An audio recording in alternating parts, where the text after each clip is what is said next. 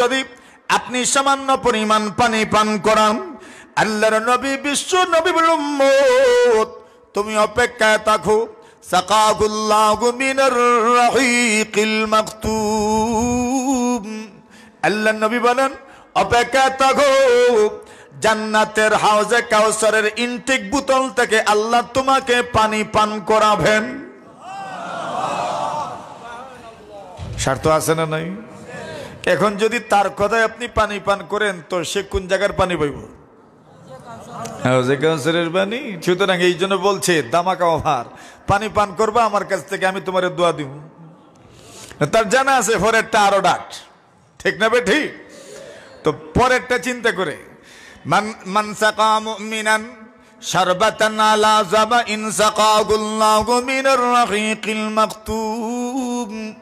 এরপরে বলেন ওয়া আইয়ুমা মুমিনিন আতআমা মুমিনান আলা জু' আতআমাহুল্লাহু মিন সিমারিল জান্নাহ।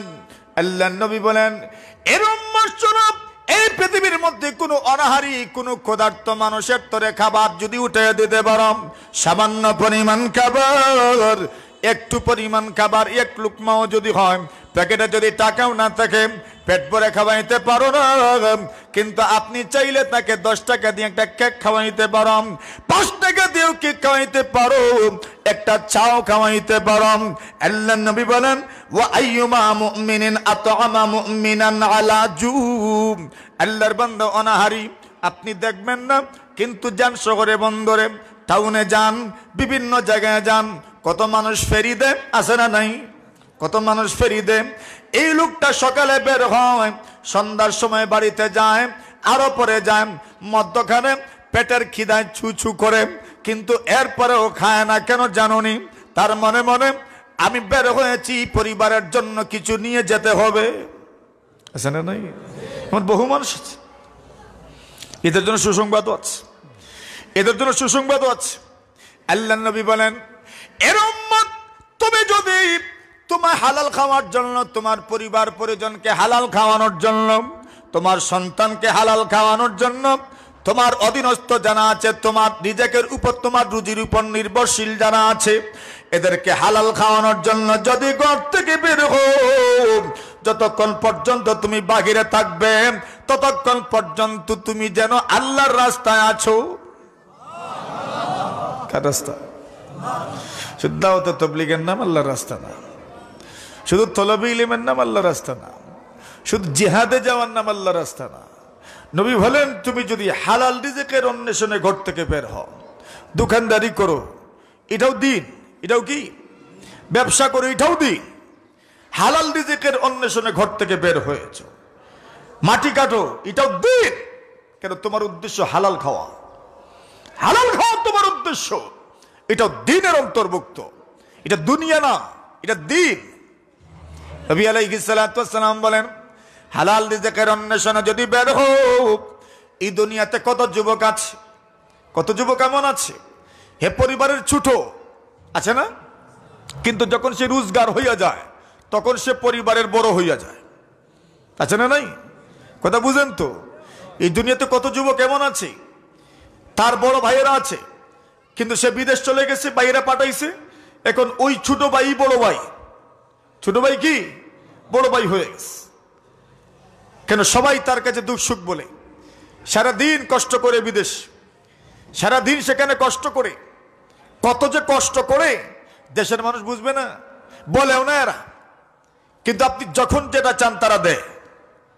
কথা বলেন? যখন যেটা চান সেটা দেয়। আপনি তো জানেন না 8 ঘন্টা ডিউটি করে, 10 ঘন্টা ডিউটি করে, ওভার টাইম ডিউটি করে, পাক করে সবে মিলে একবেলা পাক করলে 3-4 বার খায়, তরকারি মাত্র একটা, তোমার তো 5-6টা না হইলে হয় না। কথা বলে? সেও তো 5-6টা খেয়ে গেছে তরকারি, কিন্তু সেখানে গিয়ে একটাই মাত্র খায়। এক ঘরে থাকে 10 জন থাকতে পারে, কিন্তু ঘুমায় 20 জন। কয়জন? কেন? কেন? কেন? দেশের মানুষকে খুশি করার জন্য, দেশের মানুষকে খুশি করার জন্য, এদের মুখে হাসি ফুটানোর জন্য, এদেরকে ভালো মানের মোবাইল দেওয়ার জন্য, এদেরকে ভালো ভালো উন্নত মানের কাপড় দেওয়ার জন্য, আল্লাহ রসুল বলেন তুমি টেনশন করিও না, তুমি যতক্ষণ পর্যন্ত রুজির হালতে থাকবে তুমি আল্লাহর রাস্তায় আছো। যদি মারা যাও শাহাদতের মৌত হবে তোমার। ইমাম গাজালি ইহয়ার মধ্যে লিখেন, আল্লাহর বান্দা সন্ধ্যার সময় যখন বাড়িতে ফিরে, কসবুল হালাল, সন্ধ্যার সময় যখন বাড়িতে ফিরে আল্লাহ রসুল বলেন এমত অবস্থায় তুমি বাড়িতে ফিরবা, সারা দিনের কষ্টের কারণে আল্লাহ তোমার জীবনের সব গুনাহ মাফ করে দিবেন। ঘুম থেকে উঠবা, এমত অবস্থায় উঠবা আল্লাহ তোমার উপর সন্তুষ্ট হয়ে গেছে। হালাল রুজি। আল্লাহ নবী বলেন এরপরেও শেষ না, আরো আছে। من أكل الحلال 40 يوما نور الله قلبه وأجرى ينابيع الحكمة من قلبه على لسانه। আল্লাহ বলেন এরম শোনো, এই পৃথিবীর কোন মানুষ যদি 40 দিন পর্যন্ত হালাল খায়, কতদিন? 40 দিন পর্যন্ত যদি হালাল খায়, আল্লাহর পয়গম্বর বলেন নাওয়ারাল্লাহু কলবাহু, আল্লাহ তোমার অন্তরটাকে আলোকিত করে দিবেন। ওয়া আজরা ইয়ানাবিয়াল হিকমাতি মিন কলবিহি আলা লিসানি। আল্লাহর নবী বলেন এর উম্মত কলব যখন তোমার অন্তর যখন আলোকিত হয়ে যাবে, তোমার জবান থেকে শুধু জ্ঞান, প্রজ্ঞা, ইলমের কথা বের হবে। এরপরে আরো বলেন, কইতাম হ্যাঁ কত আছে আমার ভাই হালাল রুজির অন্বেষণে, সেটা দিন কষ্ট করে আছে না নাই? তুমি শুনে যাও তোমার কি ফজিলত, কি ফজিলত তোমার। নবী বলেন মান আকালা তাইয়িবান ওয়া আমিলা বিসুন্নতি ওয়া আমিনান নাসু বাওয়াইকাহু দাখালাল জান্নাহ। আল্লাহর নবী বলেন এর উম্মত তোমাদের মধ্যে কেউ যদি আমার সুন্নতের উপর আমল করে, তার হাত দ্বারা যদি কেউ আক্রান্ত হয় না, তার পা দ্বারা যদি কেউ আক্রান্ত হয় না, তার বিবেক বুদ্ধি দ্বারা যদি কেউ আক্রান্ত হয় না, এবং যদি হালাল খাইতে পারে, দাখালাল জান্নাহ, মরতে দেরি, জান্নাতে যেতে দেরি নাই। হালাল হালাল। সমস্ত নবী রাসূলদেরকে আল্লাহ সম্বোধন করে বলেন ইয়া আইয়ুহার রাসূল কুলু মিনাত তাইয়্যিবাতি ওয়া'মালু সালিহা। সমস্ত নবীদেরকে সম্বোধন করে বলেন, আমাদেরকে না, আমরা তো ভাবলি। নবীদেরকে সম্বোধন করে বলেন হে নবী রাসূল কুলু মিনাত তাইয়্যিবাত, হালাল খান, ওয়া'মালু সালিহা, এর পরে নেক আমল করেন। মুফাসসিরিনে কেরাম বলেন বোঝা গেল আকলুল হালাল শারতুন লিকাবুলিল আ'মা। হালাল খাওয়া এটা আমল কবুল হওয়ার জন্য শর্ত। তো নবী বলেন ওয়া আইয়ুমা মুমিনিন আত'আমা মুমিনান আলা জু', একজন মানুষকে যদি তুমি খাবার খাওয়াও সামান্য পরিমাণ, সামান্য পরিমাণ, সামান্য পরিমাণ, 5 টাকার কেক একটা, আর নয় বাটার বন, আর নয় সাদ্দাম, শুনেননি? হ্যাঁ সাদ্দাম শুনেন না? খাসি কাশি আরো কত কিছু, ডেনিশ যে খাইছি আমরা ছাত্র জমানায়, খুব খিস। এই সময় ছিল 2 টাকা 3 টাকা, এখন তো ডেনিশ দামি মনে হয়। হ্যাঁ মওলা রাসূল বলেন একটা ডেনিশও যদি খাওয়াও, পেটের খিদা আছে, ক্ষুধার্ত, একটা ডেনিশ খাওয়াইলা, একটা কেক খাওয়াইলা, ওয়া আইয়ুমা মুমিনিন আত'আমা মুমিনান আলা জু' আত'আমাহুল্লাহু মিন সিমারিল জান্নাহ। এর উম্মত একজন মুমিনকে যদি, কোন মানুষকে যদি মানবতার টানে যদি কোন মানুষকে সামান্য পরিমাণ খাবার মুখে ওঠায় দাও, আল্লাহর নবী বলেন অপেক্ষা থাকো, তোমার জন্য আল্লাহ জান্নাতের ফল বরাদ্দ রেখেছেন। কোন জায়গা, কোন জায়গার ফল? জোরে কোন, জোরে কোন, কোন বাগানের? শিমুল বাগানের, কমলা, ইন্ডিয়া, কোন জায়গা? জান্নাতের। আচ্ছা বলেন এখন জান্নাতের কমলা খাইবেন জান্নাতে না গিয়া? জোরে বলেন, কি বুঝছেন? জান্নাতে না গিয়ে খাইবেন তো? এমন তো না যে জান্নাতের বাহিরে থাকবেন আর জান্নাত থেকে ইটা মারিয়া কমলা দিব তো। এটা ইনডাইরেক্টলি আল্লাহ রসুল বলছেন তুমি জান্নাতি হইবা। জোরে বলেন। যেমন ওই হাদিসে রসুল বলেন মান আদা মারিদান গুদওয়াতান, নবী বলেন কেউ যদি কোনো রোগীকে দেখতে যায় সকালবেলা আও মাসাআন অথবা সন্ধ্যাবেলা, লাম ইয়াজাল ফি খিরফাতিল জান্নাহ, নবী বলেন যতক্ষণ রোগীর কাছে থাকবা ততক্ষণ পর্যন্ত জান্নাতের ফল পাবা। যতক্ষণ রোগীর কাছে থাকবা ততক্ষণ জান্নাতের। এখন তো করোনায় কই দিকে যাইছই না, কথা বলেন তো। এই দুনিয়াতে কত মানুষের কত ঘটনা আছে, করোনা রোগীরে কসলাইতে কসলাইতে ইয়ার পরে তার নেগেটিভ আছে না নাই? আর কত মানুষ আছে প্রোটেকশন লাগাইতে লাগাইতে লাগাইতে লাগাইতে লাগাইতে এর পরেও পজিটিভ আছে না নাই? আচ্ছা, আমের ভিতরে ফুক ঢুকলে কেমনে এটা বাহির করবা?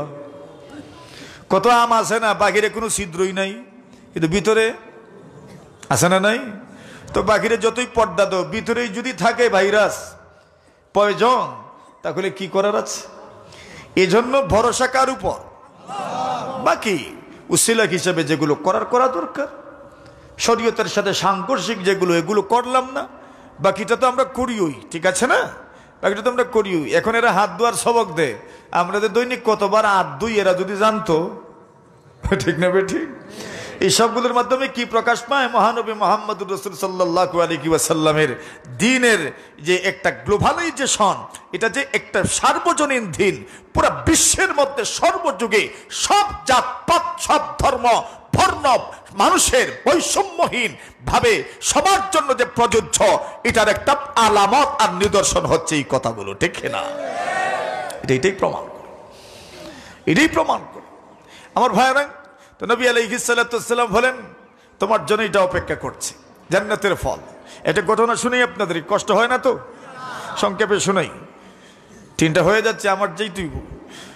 মহানবী মুহাম্মদুর রাসূল সাল্লাল্লাহু আলাইহি ওয়াসাল্লাম ডক্টর মুস্তাফা সিবাই আস-সুন্নাতু ওয়া মাকানাতুহা ফি তাশরি'ইল ইসলামীর মধ্যে লিখেন, নবী আলাইহিস সালাতু ওয়াস সালামের এক সাহাবী জাবির ইবনে আব্দুল্লাহ রিওয়ায়াত করেন, নবীজির এক সাহাবী অনেক দূর থেকে, অনেক দূর, আপনারা তো এসেছেন এই আশপাশ থেকে না?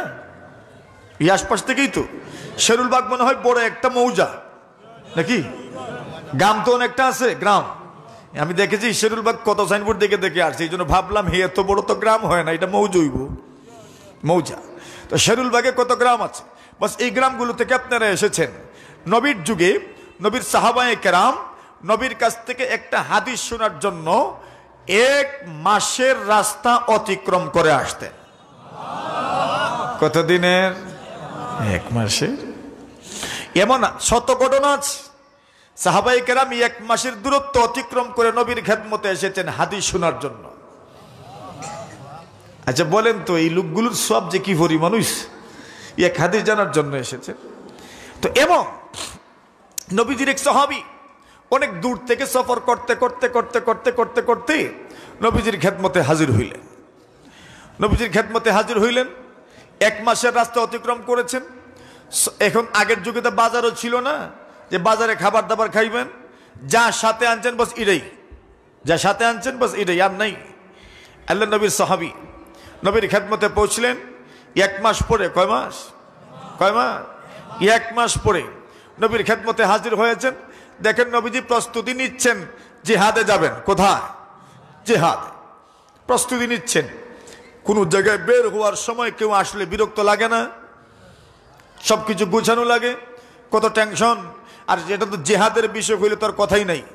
নবী জিহাদে বের হবেন, এমন সময় নবীর সাহাবী হাজির। নবী জিজ্ঞাসা করলেন, লেমা জিতা, কেন এসেছেন?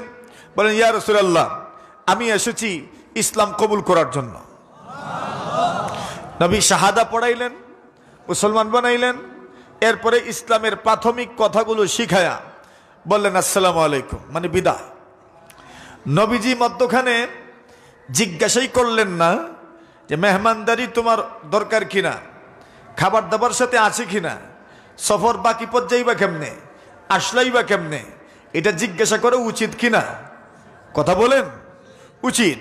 কিন্তু নবীজি এই মুহূর্তে যেই পেরেশানির মধ্যে, স্বাভাবিকভাবেই এই সময় যদি এটা জিজ্ঞাসা করেনও না, তাহলে এটা কোনো আইব না, এটা কোনো দেখার মতো বিষয়ও না। নবীজি ওনাকে জানানোর মতো বলছেন। এমনকি সাহাবায়ে কেরামের মধ্যে তাকাল্লুফ ছিল না, বলিতা ছিল না, লৌকিকতা ছিল না, আকাল্লুহুম তাকাল্লুফা, এই জন্য ওনার কোনো অসুবিধা হইলে একদম ধুলুম ধাক্কা বলার সুযোগও ছিল কি ছিল না, বলার সুযোগও ছিল, কিন্তু উনি বলেন নাই, উনি রওনা হয়ে গেলেন। যেতে যেতে অনেক দূর যাওয়ার পরে একটা কূপ দেখলেন। কুয়া চিনেন? আসেনি আপনাদের দিকে? আগের যুগে মানুষ কুয়া থেকে পানি উঠাইতো, আসিলনি? তা আপনারা দেখছেন না মনে হয়, দেখছেন নি? এটা কি তা কয়? হ্যাঁ, কুয়াই কয়, আর কিছু কয় না? ইন্দারা, হ্যাঁ ইন্দারা বলে, ইন্দারা।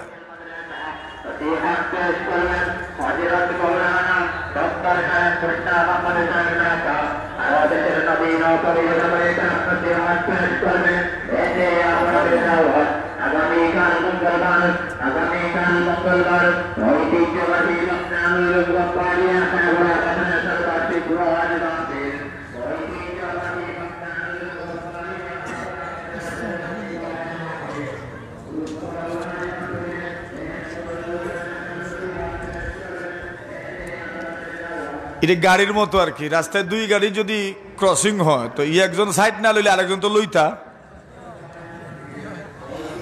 তো তারা সাইড লইছে না, আমরা লই, গাড়ি তো যাইতো। আমার ভাই দেখেন, নবী আকরাম সাল্লাল্লাহু আলাইহি ওয়াসাল্লাম ওনাকে জিজ্ঞাসা করলেন না যে মেহমানদারির দরকার আছে কিনা, আর উনিও বলেন নাই। তো ওনার যেতে যেতে